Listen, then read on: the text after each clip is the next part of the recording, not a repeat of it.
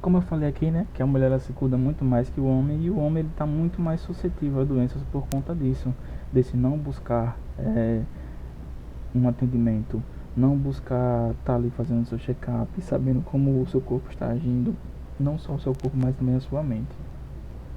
Então, como é que a gente pode fazer para melhorar essa situação? A gente faz através de projetos de educação, de saúde. A gente falou do PSE, que é o Programa Saúde na Escola. A gente também tem programas onde que os enfermeiros vão lá, visitam empresas, visitam indústrias onde só trabalham homens, fazem palestras e está incentivando, está mostrando a segurança, mostrando é, a parte ética do profissional, que aquilo vai ficar na sala. Então aqui a gente vai incentivar o homem a cuidar da sua saúde íntima, da sua saúde física, da sua saúde emocional, que o homem tem muito homem ainda cabeça dura, né? Que acha que depressão, ansiedade é frescura. Então a gente pode incentivar através disso. E também tem os programas dos presídios que a gente está sempre incentivando e sempre conversando sobre a saúde do homem. Para que isso exista, foi colocado, isso aqui eu tirei do slide de vocês, né? Foi colocado alguns pilares para a boa qualidade de vida do adulto. Então, se você prestar atenção aqui, esses pilares basicamente são os principais fatores de todos os diagnósticos de enfermagem que a gente estudou, né? Que é a questão do tabagismo, não fumar, é a questão do alcoolismo, não ser etilista, né? Controlar o peso, controlar um pouco, né? Esse etilista. E a questão da alimentação, exercícios físicos, a gente fala o quê? Do sedentarismo e obesidade. Então, basicamente, todas as patologias, né? Tudo de alteração que a gente tem no nosso corpo, na nossa vida saudável, né?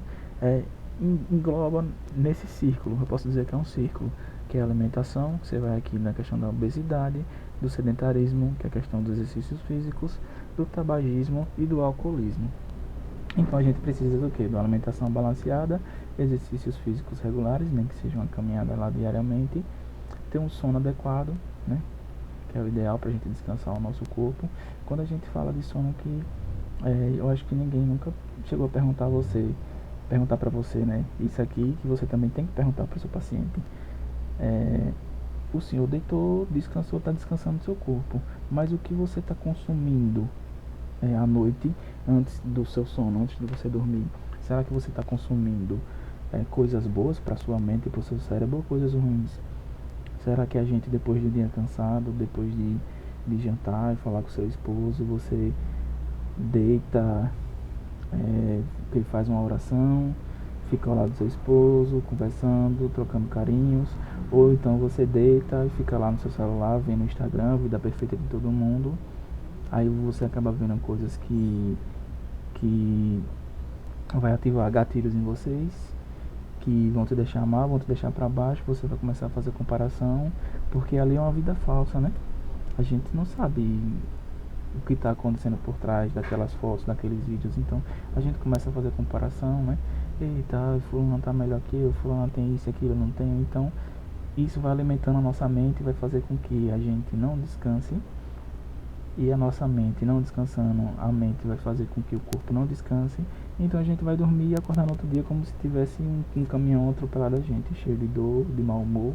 Então a gente tem que ver isso também, a questão do sono regulado, o sono adequado. A gente vê o que a gente está alimentando a nossa cabeça antes de dormir. A gente tem que dar um tempo para zerar a nossa mente e ter um bom sono para que a gente acorde bem no outro dia. Uma boa saúde mental e emocional, isso é difícil da gente ter hoje em dia, qualquer pessoa, qualquer profissional, né? Mas a gente sempre busca, pelo menos, estar tentando um equilíbrio entre isso aqui, né? A hidratação, que é a ingesta de líquidos, né? A ingesta de água e uma boa higiene, né? Basicamente é isso aqui, os pilares para a gente ter uma melhor qualidade de vida. A gente trabalha nisso daqui para fazer a prevenção e promoção de saúde do adulto. Sobre o ECG aqui é o eletrocardiograma, né? Eu coloquei tudo o que o ECG serve nesses textinhos aqui, né? Ele é um exame que avalia a atividade elétrica do coração, mas ele avalia através de quê? Através de um contato com certas regiões do nosso corpo. Esse contato é através daqueles eletrodos posicionados nas posições corretas para que a gente consiga captar esses elétrons. Ele é solicitado geralmente quando o paciente sente dor precordial, sente formigamento no peito, nos braços, uma síncope, que eu falei que era síncope, quando a gente se levanta de vez e sente a vista escura e a gente acha que vai cair, vai desmaiar, então é uma síncope, né? Tontura, palpitação, pulsão irregular, falta de ar, sudorese, que é o que? Suor, né, gente? E fadiga. Então vamos se ligar nos termos técnicos. No final da aula eu passei evoluções, né, para vocês ter basicamente o que vai fazer nos seus estágios e tirar esse bicho papão que todo mundo acha que a evolução é difícil, mas não é. Aqui também ele pode ser um meio de prevenção de algumas doenças arterial coronariana, né, que é a DAC, algumas arritmias de padrão rápido, pode ser padrão lento também, anomalias cardíacas, né, hipertensão, diabetes, e também muita gente usa para quê? Para fazer aquele check-up, quando a gente vai fazer o check-up, o médico pede, né, um eletrocardiograma para ver como é que está ali aquela atividade elétrica do coração, se tem alguma anomalia, né, e para admissão de cirurgias. Geralmente pede lá um hemograma para ver como é que está a coagulação, como é que está os glóbulos brancos, como é que está a sua defesa, e para ver como é que está o seu coração, para ver se você vai aguentar uma anestesia, se você vai ter alguma complicação, né? Mais uma vez, o diagnósticos, que eu coloquei aqui, coloquei de novo lá, e aqui é como a gente vai entender um ECG. Essa linha parada aqui, reta, é a linha de descanso. Aqui é o descanso do coração. E ele vai começar com o descanso e vai fazer essa linha circular. Essa linha circular a gente chama de linha P, né? A gente chama de onda P. E essa onda P, ela nada mais é que o que? Essa onda P é a despolarização atrial. A gente tem que se lembrar disso. Despolarização atrial, porque a gente está falando de átrio, tá vendo? Átrio direito, átrio esquerdo. Eu tenho um círculo, se eu vi um círculo e esse círculo fez uma pausa, aqui pelo nó, esse AV significa átrio ventricular. Então eu tenho outro descanso, com componente atrial esquerdo. Círculozinho, onda P. Círculozinho, onda P. E o que a onda P significa? Despolarização do átrio. Aqui eu tenho um complexo QRS, né? Esse complexo QRS nada mais do que a despolarização ventricular. Se aqui eu tenho a despolarização atrial, eu tenho a despolarização do ventrículo, que a gente chama de despolarização ventricular no complexo QRS. E esse complexo QRS é assim, a linha veio descansando, ela desceu abaixo do descanso, então eu tenho a onda Q, é sempre seguindo o alfabeto, né? QRS. Se ela desceu abaixo do descanso, eu tenho a onda Q. E se ela subiu acima do descanso, eu vou ter uma onda R. E ela desceu e foi para o descanso, ou se ela descer abaixo do descanso, eu tenho a onda S. Então aqui eu tenho o complexo QRS certinho, perfeitozinho. Aqui é o estímulo do coração. Aqui, quando a gente fala despolarização atrial, é como se o coração estivesse pegando uma força para bater. E aqui é quando ele bateu. Tum, tá. Então aqui é a batida do coração. Esse complexo QRS é a batida do coração. Mas por que aqui eu tenho o RSR? Eu não tenho o Q? Porque no descanso eu não tenho uma onda descendo por descanso como eu tenho aqui. Então ele descansou e já subiu. Se ele já subiu, então eu não vou ter uma onda aqui, eu vou ter uma onda R. Aí ele desceu, fez a onda S. Subiu novamente, fez a onda R e descansou. Como eu não posso deixar um R igual, então eu boto R em 1, que é para dizer que aqui é a segunda onda R.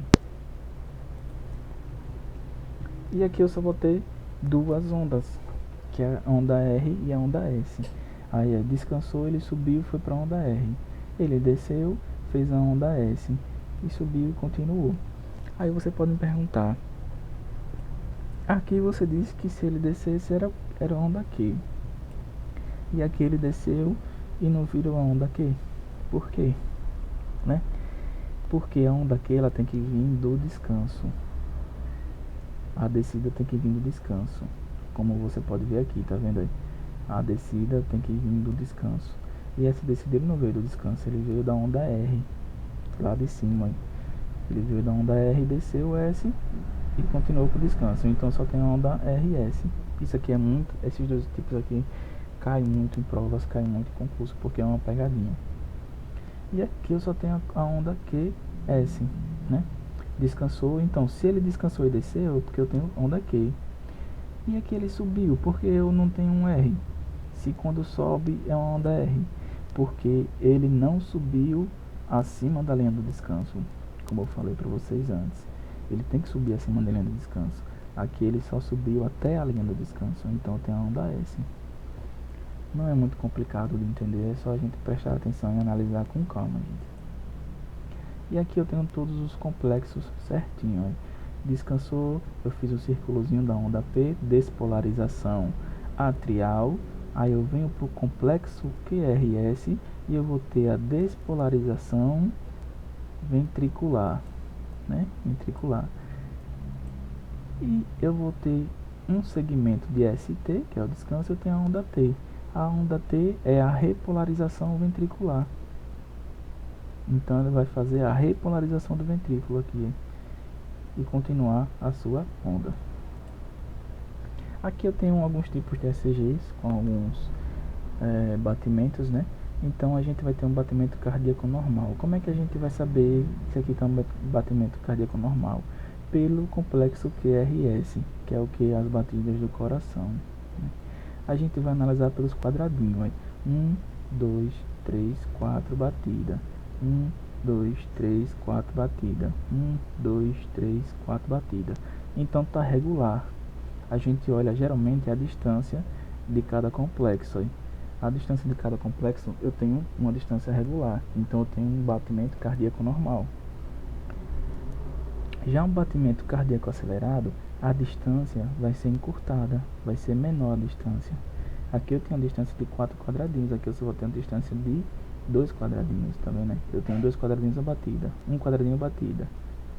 Então eu tenho uma distância menor. Então aqui eu tenho o que? Um ataque cardíaco, né? Tem um batimento cardíaco mais acelerado.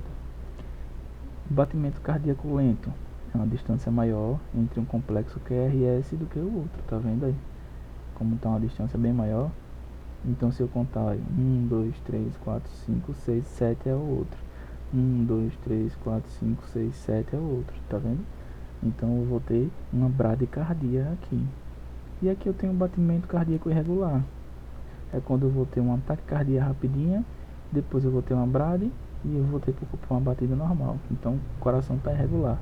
Isso aqui pode ser um pré-infarto, né?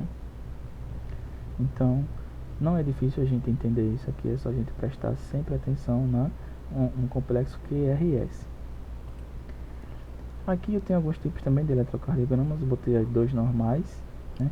Aqui a gente tem a onda P, aqui a gente não tem a onda P, porque a onda P não é tão importante necessariamente para diagnosticar alguma alteração cardíaca. O importante geralmente é o que? É o complexo QRS. Tá vendo aqui? Eu tenho distâncias iguais, então aqui eu tenho 2 batimentos normais. Quando eu tenho uma parada cardíaca, é quando eu tenho um intervalo muito grande entre 2 complexos. Aqui é como se o coração tivesse pegando uma força para bater e não conseguia, essa onda P. Aí descansou, pegou uma força para bater, não conseguiu. Descansou, pegou outra força, não conseguiu. Então aqui eu tenho uma parada cardíaca. Eu tenho o flutter atrial, quando essa onda P é toda desregulada e eu tenho batimentos desregulados. E a fibrilação atrial também é do mesmo jeito. O que vai diferenciar uma outra aqui, a onda P é mais pontuda, umas montanhazinhas, e aqui eu tenho nuvens, como se fossem nuvens nessa onda P. E a fibrilação ventricular, isso aqui pode ser também um infarto, pode ser pode ser início de infarto, pode ser um infarto também, a pessoa está infartando, o que você não sabe realmente o que está acontecendo nas ondas e nos complexos.